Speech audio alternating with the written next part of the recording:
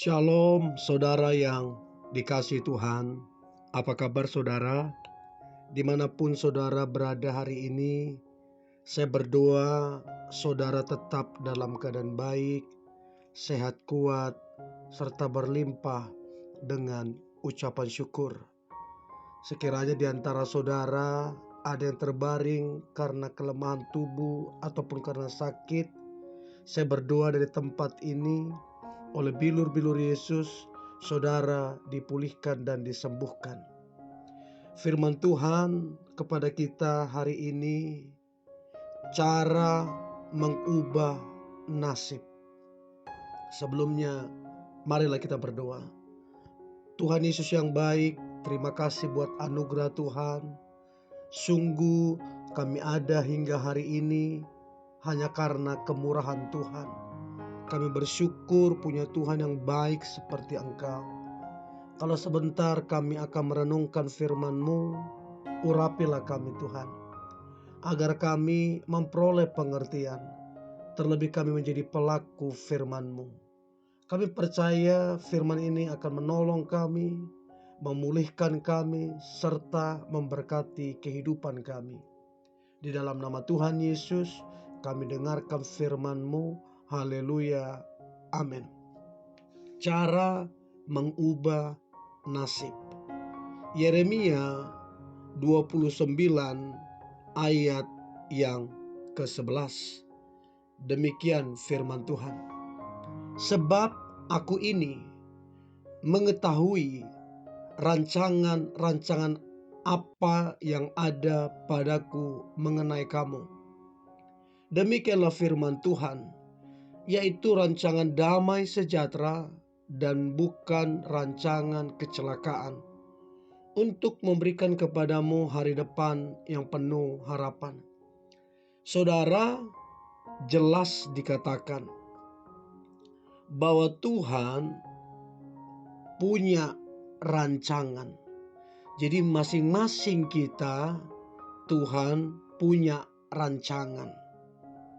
Dan rancangan Dia atas kita adalah rancangan damai sejahtera.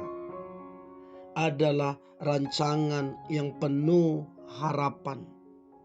Jadi saudara, Tuhan yang kita sembah di dalam Yesus Kristus adalah Tuhan yang punya rancangan atas kehidupan kita.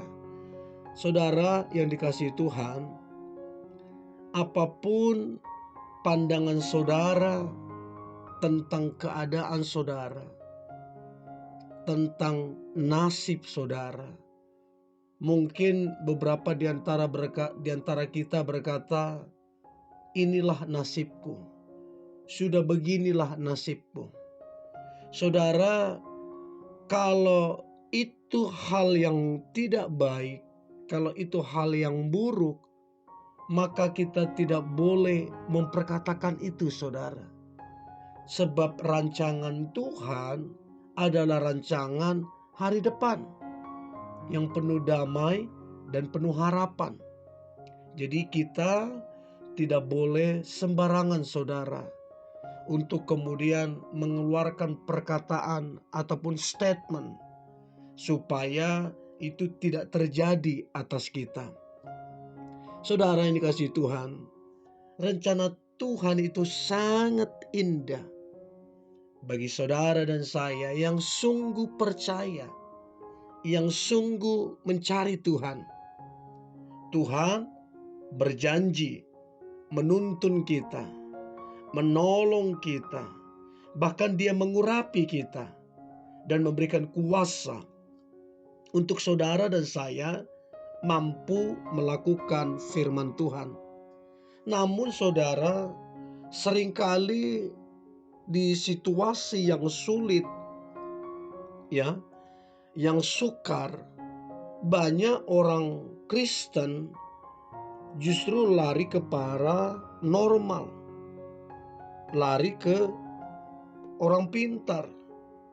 Mereka tidak lagi mencari Tuhan. Mereka berpikir kalau mereka cari tukang ramal, paranormal, itu mampu mengubah nasib mereka. itu satu kekeliruan, satu kesesatan, dan itu sangat merugikan. Sehingga saudara, itu justru akan membuat kita justru semakin terpuruk. Karena tidak ada satu manusia pun, termasuk paranormal, termasuk dukun kah, termasuk orang pintar kah, tidak ada satu orang pun yang tahu tentang hari depan kecuali Yesus Kristus Tuhan kita. Untuk itu, kita harus datang kepada Dia. Dia adalah jalan. Dia adalah masa depan kita. Dia adalah Alfa dan Omega. Dia ada waktu kita ada di kandungan, bahkan sebelum kita bakal janin, bakal bayi, Dia sudah ada. Dia juga ada di masa depan. Dia Alfa dan Omega. Nah, untuk itu saudara, untuk kita bisa mengubah keadaan kita, atau istilah dunia nasib kita, maka kita harus tahu dulu apa penyebabnya, sehingga kita bisa perbaiki, sehingga kita bisa mengoreksi, dan kemudian tentunya kita mengandalkan Tuhan, maka akan ada perubahan. Nah, saudara, perlu kita renungkan baik-baik. Bersungut-sungut adalah hal yang sangat-sangat mengerikan. Bersungut-sungut akan membuat mata kita, hati kita, iman kita semuanya jadi runtuh. Menjadi runtuh saudara. Menjadi hancur. Karena sungut-sungut itu sangat-sangat membuat hati Tuhan, membuat Tuhan sendiri itu bisa murka. Bilangan 11 ayat yang pertama. Pada suatu kali bangsa itu bersungut-sungut di hadapan Tuhan tentang nasib buruk mereka. Dan ketika Tuhan mendengarnya, bangkitlah murkanya. Kemudian menyalalah api Tuhan di antara mereka dan merajalela di tepi tempat perkemahan. Tuhan murka saudara. Jadi sungut-sungut itu sangat-sangat tidak baik. Bahkan mampu membangkitkan murka Allah.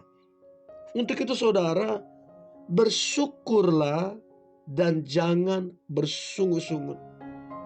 Nasib rumah tangga kita, pekerjaan, bisnis, itu semua tergantung bagaimana kita menjaga hati dengan baik dan benar. Jaga hati kita saudara. Jauhilah persungut-sungutan dan percayalah kepada Tuhan. Ya.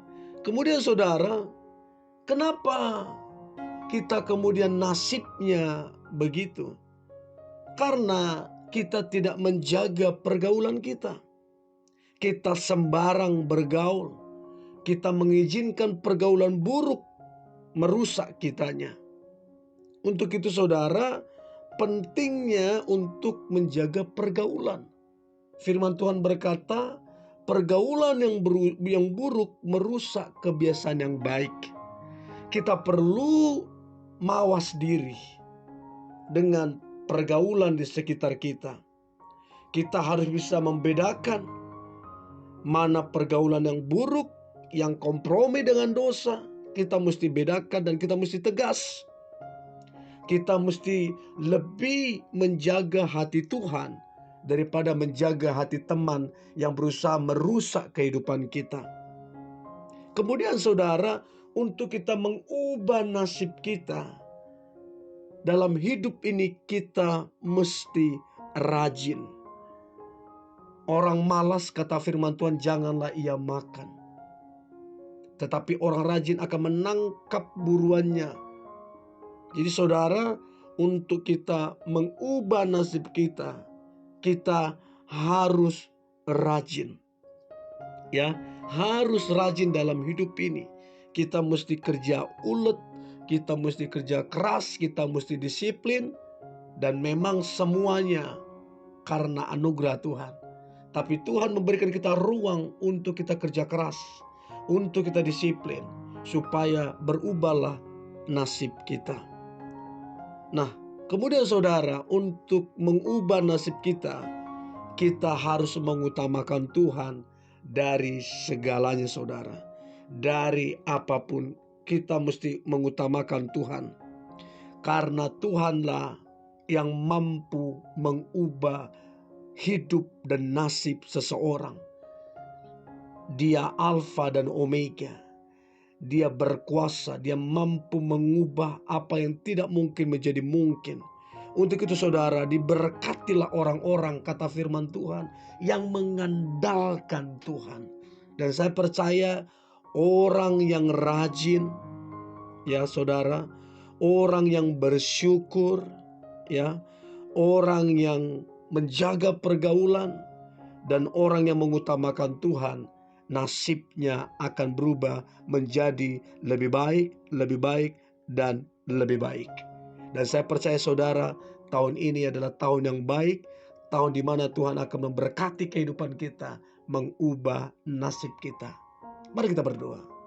Tuhan Yesus yang baik, terima kasih buat anugerah Tuhan, kasih setia Tuhan di dalam kehidupan kami.